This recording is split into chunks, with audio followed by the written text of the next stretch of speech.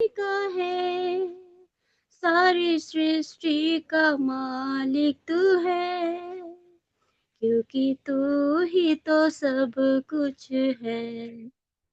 तेरा काम अद्भुत है, तेरी योजना बड़ी है, तेरा संकल्प भलाई का है, सारी सृष्टि का मालिक तू है, क्योंकि तू ही तो सब कुछ है, क्योंकि तू ही तो सब कुछ है। महान ईश्वर तू है, महान ईश्वर तू है।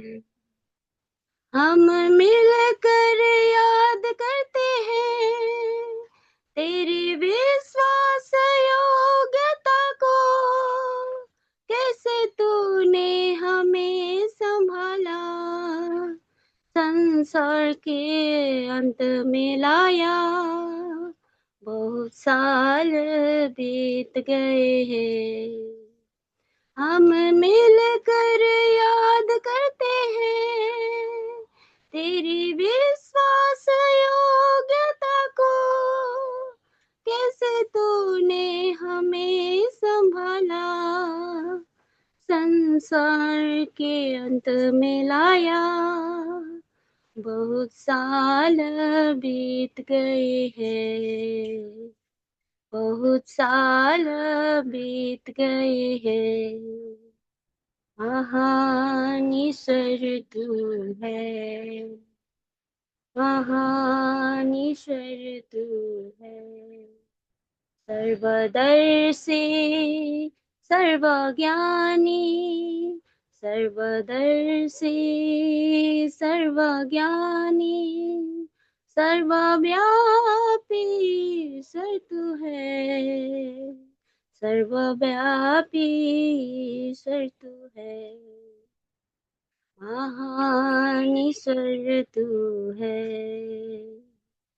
महान ईश्वर तू है। सबको जय मसीह। सबको जय मसीह की। प्रभु को धन्यवाद हो आज के दिन के लिए। आज हमारे बीच में भाई मिलिन है, फरीदाबाद दिल्ली से। भाई मिलिन, आपका आप शुरू कीजिए, आपका कैमरा ऑन कीजिए।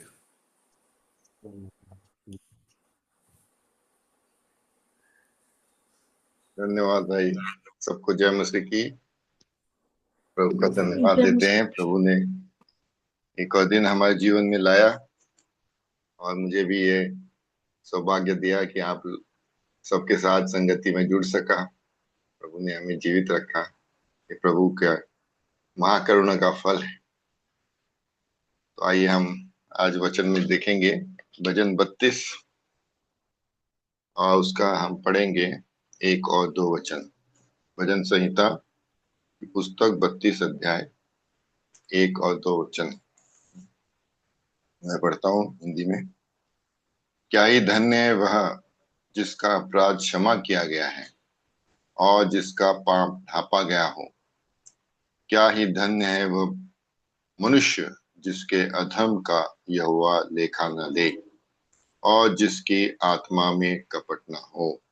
एक छोटी प्रार्थना करेंगे। प्रभु जी धन्यवाद देते हैं इस वचन भाग को जो हमने पढ़ा है। प्रभु आपका वचन है, आप ही अपने आत्मा के द्वारा हमें समझाइए। जो कुछ आप हमें बताना चाहते हैं अपने आत्मा के द्वारा बताइए, ताकि हम उन बातों को समझ सके और अपने जीवन में लागू कर सके। मुझे अयोग्य को क्रूस के पीछे छिपाए बोलने वाला मैं नहीं प्रभु, केवल आपका आत्मा हो। भटकने वाले विचारों को दूर कीजिए, नेटवर्क को भी कंट्रोल में रखें। प्रार्थना सुने, प्रभु यीशु नाम से मांगते हैं, आमीन। आमीन।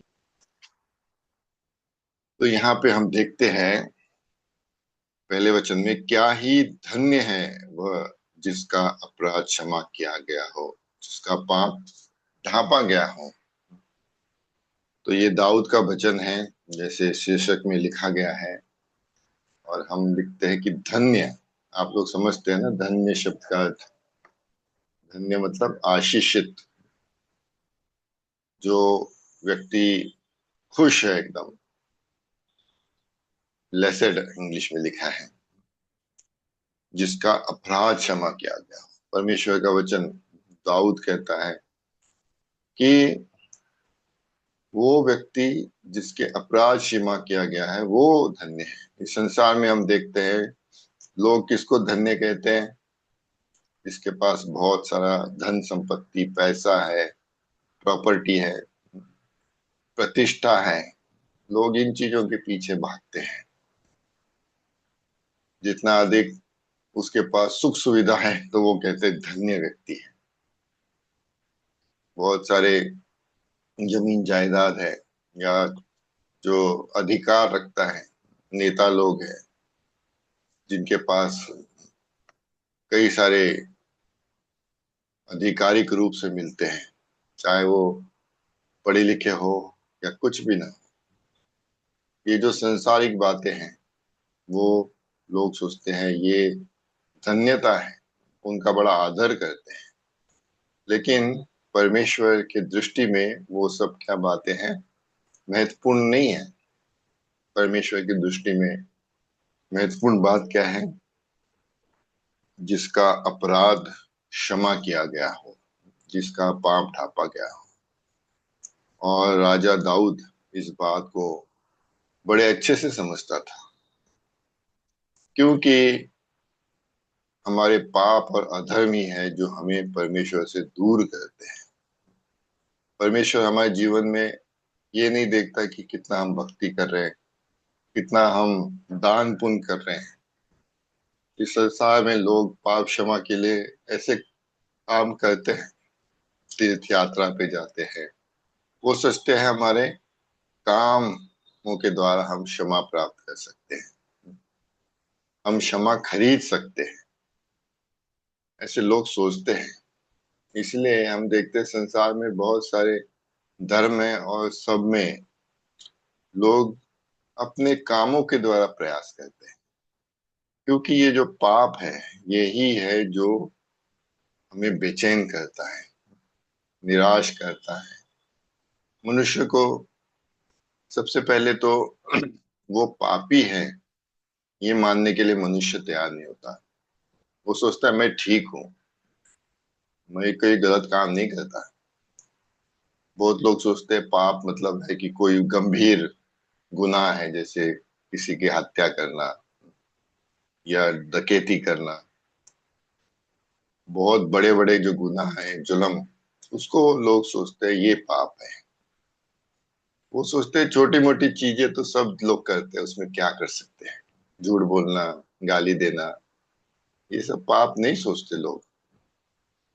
वो अपनी तुलना किससे करते हैं? दूसरों से करते हैं। अरे मैं उस व्यक्ति से तो अच्छा हूं, वो फलाना तो बहुत बुरा आदमी है। दूसरों की तुलना में अपने आप को धर्मी ठहराने की कोशिश करते हैं। लेकिन परमेश्वर के दृष्टि में क्या है? सब पापी मनुष्य है। रोमियो 3 में हम पढ़ते हैं सब ने पाप किया और परमेश्वर की महिमा से रहित है। और पाप के कारण हमारे अंदर बेचैनी होती है, परेशानी होती है, और पाप का बोझ लेके मनुष्य इस संसार में जीता है। छुटकारा पाने की कोशिश करता है लेकिन छुटकारा मिलता नहीं, क्योंकि वो अपना प्रयास करता है। वो परमेश्वर क्या चाहता है वो जानने की कोशिश नहीं करता। जब मनुष्य पाप करता है तो वो परमेश्वर के विरुद्ध में करता है, लेकिन वो उसको एहसास नहीं होता कि मैं पापी हूं। तो जब हम इस पाप के बोझ से छुटकारा पाते हैं तो हमें बड़ी शांति मिलती है। इसलिए प्रभु यीशु मसीह ने भी मत्ती 11 में कहा, हे बोझ से दबे हुए और सब परिश्रम करने वाले लोगों, मेरे पास आओ, मैं तुम्हें विश्राम दूंगा। तो ये जो पाप का बोझ है वो उससे छुटकारा देने के लिए परमेश्वर ने प्रबंध किया। उसने परमेश्वर ने देखा कि मनुष्य जो है अपने प्रयास से कुछ हासिल नहीं कर सकता। परमेश्वर ने आरंभ से हम देखते हैं जब से इस संसार में पाप आया आदम के द्वारा, आदम हवा के द्वारा, क्योंकि जब परमेश्वर ने उनको बनाया था वो निष्पाप थे, उनके अंदर पाप नहीं था। परमेश्वर की सृष्टि में कोई पाप नहीं था, लेकिन एक आज्ञा न मानने के कारण पाप इस संसार में आया, और पाप के साथ क्या आया? मृत्यु आई। और परमेश्वर ने उनके लिए प्रायश्चित का प्रबंध किया। वो अपने पाप को छिपाना चाह रहे थे। जब परमेश्वर उनसे मिलने आया, उत्पत्ति में हम पढ़ते हैं, उन्होंने अंजीर के वृक्ष के पत्तों से लंगोट बना के अपने आप को, अपने नंगेपन को छिपाने की कोशिश की। तो ये क्या दिखाता है? मनुष्य अपने गुनाहों को छिपाने की कोशिश करता है, लेकिन परमेश्वर की दृष्टि से कुछ नहीं छिप सकता, कोई भी नहीं छिप सकता। सब परमेश्वर के सामने एकदम स्पष्ट रीति से दिखाई देता है। इसलिए परमेश्वर ने क्या किया? एक पशु का बलिदान किया और उसके चमड़े के अंगरखे बना के उनको, उनके नंगेपन को ढांप दिया। लेकिन उस पाप के कारण वो परमेश्वर की उपस्थिति से दूर चले गए। वो उस आदन की वाटिका में से निकाले गए, वहां फिर वो नहीं जा पाए। वहां पे लिखा है कि कुरूब जो है तलवार लेकर उसकी रक्षा करते थे, उसके द्वार की। और आदम और हवा क्या है? श्राप में आ गए। फिर भी परमेश्वर क्या है? उनके ऊपर नाश नहीं किया, उन पर दया की। और आगे हम देखते हैं किस प्रकार से पाप बढ़ता ही गया, और परमेश्वर को नूह के समय में सारी सृष्टि को नाश करना पड़ा, क्योंकि पाप इतना बढ़ गया था। केवल नूह और उसका परिवार बच गया, 8 लोग। तो हम क्या देखते हैं कि पाप जो है मनुष्य को परमेश्वर से अलग कर देता है, और मनुष्य कितना भी प्रयास करे वो उससे छुटकारा नहीं प्राप्त कर सकता। और पाप के कारण ही हम देखते हैं कि बहुत लोग क्या होते हैं? आत्महत्या भी करते हैं। और जो आत्महत्या करने वाले कौन होते हैं? अगर आप अखबार अखबार में पढ़ेंगे तो अधिकतर बहुत धनवान लोग हैं, करोड़पति लोग हैं। आश्चर्य होता है कि इतने अमीर लोग क्यों आत्महत्या कर रहे हैं, क्योंकि ये जो पाप का बोझ है वो उन्हें बेचैन करता है, व्याकुल करता है। पैसे से संतुष्टि नहीं मिल सकती, ना धन दौलत। थोड़े समय के लिए उसका आनंद मिल सकता है, लेकिन जो मुख्य कारण है, जो मनुष्य को इस अंतिम कदम उठाने के लिए मजबूर करता है, वो क्या है? पाप है। और इसीलिए इस पाप से छुटकारा पाना बहुत जरूरी है। इसलिए भजन 32 में हम पढ़ते हैं, धन्य व्यक्ति है जिसके पाप क्षमा हो गए। वो क्या है?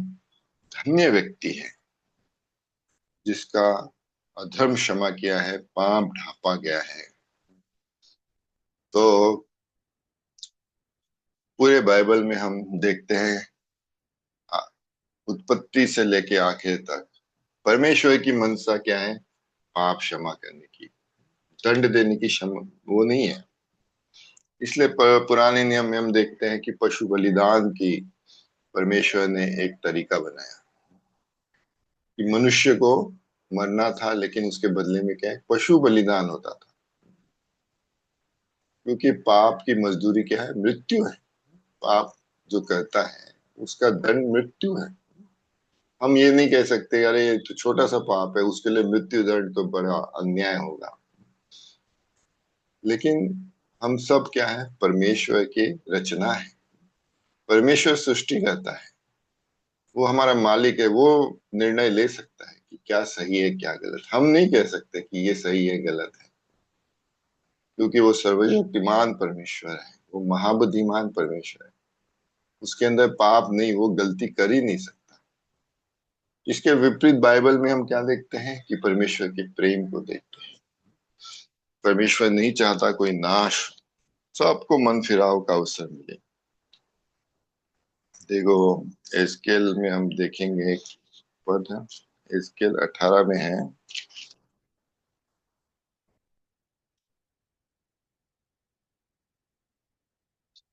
मैं पढ़ता हूँ 18 का 30 से पढ़ता हूँ। प्रभु यहोवा की यह वाणी है, हे इज़राइल के घराने, मैं तुमसे हर एक मनुष्य का न्याय उसके चाल चलन के अनुसार ही करूंगा। पश्चाताप करो और अपने अपने अपराधों को छोड़ दो, तभी तुम्हारा अधर्म तुम्हारे ठोकर खाने का कारण न होगा। अपने सब अपराधों को जो तुमने किए हैं दूर करो, अपने मन और अपने आत्मा बदल डालो। हे इज़राइल के घराने, तुम क्यों मरो?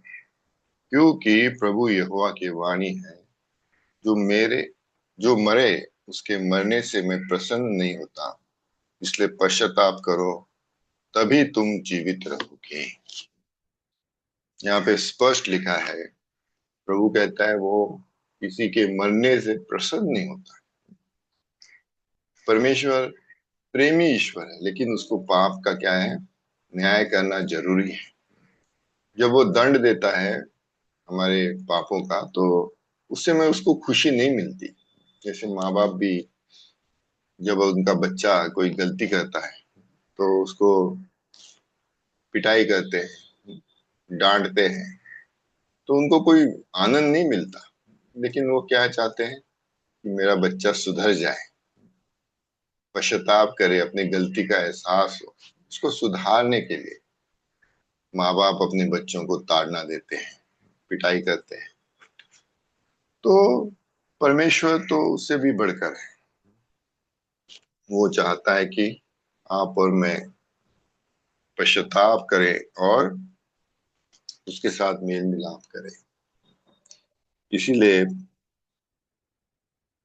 परमेश्वर ने देखा कि मनुष्य का पापों से छुटकारा पाना क्या है, बहुत कठिन, क्या असंभव है। यद्यपि वो बलिदान का सिस्टम था, लेकिन वो बलिदान पापों से छुटकारा नहीं दे सकते थे। इब्रानियों 10 अध्याय में हम पढ़ते हैं,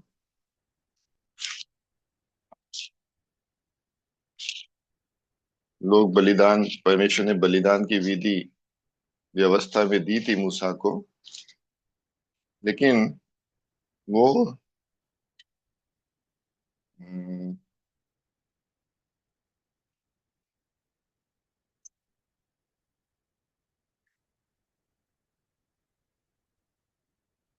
10 का 3-4 पढ़ता हूँ। परंतु उसके द्वारा प्रतिवर्ष पापों का स्मरण हुआ करता था, क्योंकि ये अनहोना है कि बैलों और बकरों का लहू पापों को दूर करे।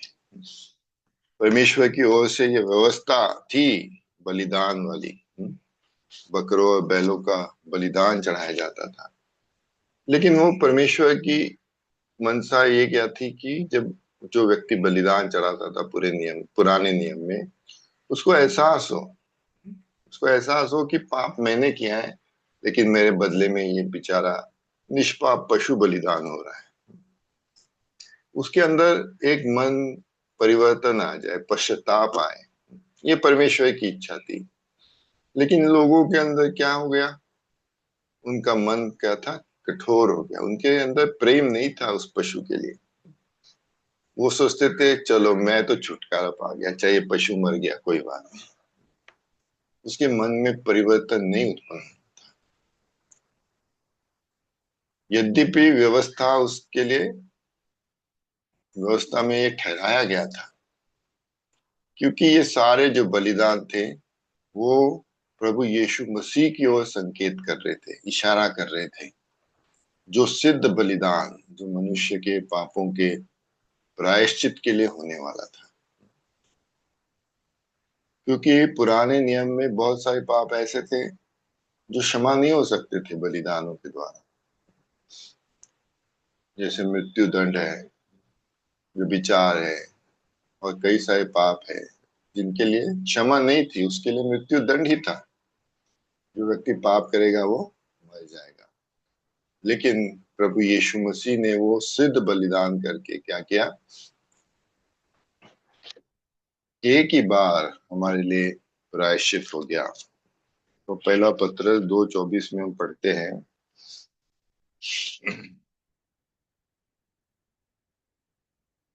वह आप ही हमारे पापों को अपनी देह पर लिए हुए क्रूस पर चढ़ गया, जिससे हम पापों के लिए मरकर धार्मिकता के लिए जीवन बिताएं। उसके मार खाने से तुम चंगे हो गए हो। प्रभु यीशु मसीह हमारे पापों के प्रायश्चित के लिए बलिदान हो गया। उसने अपना बहुमूल्य लहू हमारे लिए बहाया। कैसे अद्भुत प्रेम प्रभु ने हमसे किया है। रोमियो 5 में लिखा है, कोई किसी के लिए नहीं मरता। एक धर्मी के लिए कोई नहीं मरेगा। एक भले व्यक्ति के लिए कोई मर भी सकता है, लेकिन परमेश्वर अपने प्रेम की भलाई इस रीति से प्रकट करता है, जब हम पापी ही थे प्रभु यीशु हमारे लिए मरा। तो प्रभु यीशु मसीह का जो इस संसार में आना, उसका बलिदान होना, वो जगत की उत्पत्ति से लिए ठहराया गया था। प्रकाशित वाक्य 13:8 में हम पढ़ते हैं, उत्पत्ति से पहले परमेश्वर को मालूम था मनुष्य पाप करेगा, पाप में गिरेगा, और उसके पाप का प्रायश्चित मुझे ही करना पड़ेगा। तो प्रभु यीशु मसीह के उस बहुमूल्य के लहू के द्वारा हमारे पाप क्षमा हो जाते हैं, और हमें क्या है, उस धन्यता के उस अनुभव में प्रभु हमें लाता है, जो हमने पढ़ा भजन 32:1 में। धन्य है जिसके अधर्म क्षमा किए गए हैं, उसके पाप ढांपे गए हैं। पाप ढांपना मतलब छिपाया जाना, क्षमा करना। तो बहुत सारी बातें हैं जो पुराने नियम में वो बलिदानों के द्वारा संभव नहीं थी, लेकिन अब नए नियम में जब हम आते हैं, प्रभु यीशु मसीह के सिद्ध बलिदान के द्वारा वो हमारे लिए संभव हो गई। बहुत सारी बातें हैं जो हम देख सकते हैं, लेकिन अभी समय हो गया हम प्रभु का धन्यवाद करें, जिन्होंने इस अनुभव को पाया है, पापों की क्षमा। हम इस बात से परेशान ना हो कि हमारे पास धन संपत्ति नहीं है, प्रॉपर्टी नहीं है। जो धनवान लोग हैं उनके पास प्रभु यीशु नहीं है तो क्या है, पापों की क्षमा नहीं है, धन्य नहीं है। लेकिन एक गरीब से गरीब व्यक्ति जितना कंगाल हो, लेकिन उसने प्रभु यीशु मसीह से पापों की क्षमा पाई है, वो उनसे भी धन्य व्यक्ति है। इसलिए हम अपनी परिस्थितियों को ना देखें कि हमारे पास ये नहीं, वो नहीं, भौतिक संसारिक चीजें नहीं है, लेकिन यदि हमारे पास प्रभु यीशु मसीह है तो हम सबसे आशीषित लोग हैं। और इसलिए हमें प्रभु में हमेशा निरंतर आभारी और धन्यवादी होना चाहिए, और पिता का धन्यवाद करना चाहिए हमेशा। प्रभु जी, पिताजी धन्यवाद देते हैं आपके महान प्रेम के लिए। आपने अपने इकलौते पुत्र को हमारे पापों के प्रायश्चित के लिए बलिदान किया, हमारे अधर्म को क्षमा किया, हमारे पाप को ढांप दिया। ओ प्रभु, आपने हमें धन्य किया है। ये विचार हमारे मन में होना चाहिए, और निरंतर 24 घंटे हमें प्रभु को धन्यवाद देता है, क्योंकि हम जो पापों की क्षमा पाए हैं सबसे आशीषित लोग हैं। तो प्रभु हमारी सहायता करे, इस वचन की रक्षा करे। सबको जय मसीह की। जय मसीह की। आइए प्रार्थना करेंगे। हमारे प्रेमी अनुग्रहकारी विश्वास योग्य परमेश्वर, राजाओं का राजा, प्रभुओं का प्रभु जी, हृदय से आभारी हैं पिता परमेश्वर, आपने हमें आज का दिन में प्रभु जी सवेरे के समय में पार्वरिक प्रार्थना में इकट्ठा होते हुए प्रभु जी आपकी चरणों में आने के लिए अद्भुत और मौका दिया। हृदय से आभारी पिता परमेश्वर।